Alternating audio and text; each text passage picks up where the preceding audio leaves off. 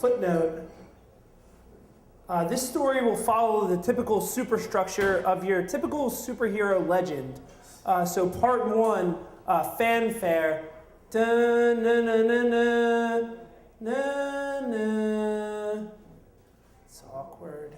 Part two, intro. I think if I have a superpower, that superpower is without a doubt my super awkwardness.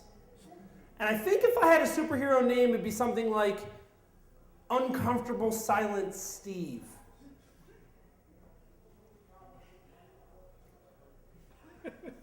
And like the X-Men, I have a Stan Lee or a Stand Awkwardly origin story. So part three, my Stan Lee origin story. I'm fairly certain that my superpower began in the womb. I'm a twin, a fraternal twin, and I believe that my existence began with 9 months of intense, awkward silence. You see, my brother is athletic and physically gifted, and I am not. And he must have been one of those sperm with the really buff flagella that drive all the eggs wild. Whereas I was more awkward and flailing. And I think what must have happened is, at some point I must have realized that if I wanted to continue being awkward and flailing, that I needed to kind of latch on to one of his buff flagella and kind of ride him to victory. And I think he must have been kind of pissed about this, because it was just like he was supposed to have won a 9-month, all expenses paid, drinks included vacation in the womb. Now it's like he finds out he has to split the Powerball, or the power oval. Part four. Part of the superhero story where the superhero accidentally reveals his superpower in his youth.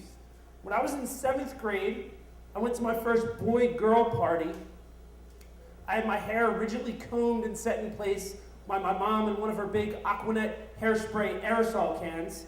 And I was wearing a t-shirt with the new Philadelphia Eagles logo on it, a newer, fiercer bird. And I, too, felt that I was becoming a fiercer bird. And my friends asked me if there was this girl that I wanted to kiss, and she met all the requirements in that she was a girl, and she was willing to kiss me. So I realized, kind of as I got close to her, when I closed my eyes, that I had no way of knowing where my mouth was going to land. And the point is, the kiss was so bad, the next week at school, the girl said that it would not count as my first kiss. And later, when I was a freshman in high school, my super awkwardness caused a lot of really bad and awkward things to happen. For example, one time on a carnival ride in Northeast Philadelphia, I was on this ride called the Zipper, and I was with a girl, and I went to kiss her, and I eaten a lot of funnel cake and drank a lot of soda. So what ended up happening is, when I kissed her, at that moment, the ride jolted into action, and I lost a good bit of that funnel cake and soda into her mouth. And not knowing what to do and being awkward, like I tried desperately to suck it back in. Part five.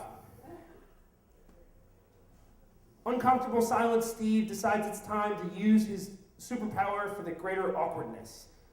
So this one night, I was in Delco at Maggie O'Neill's, talking about all these times when I've been awkward in the past. And I decided it might be a good time to awkwardify, which I realize is an awkward word to say, but I think it fits my superpower, to awkwardify this room for just a little bit.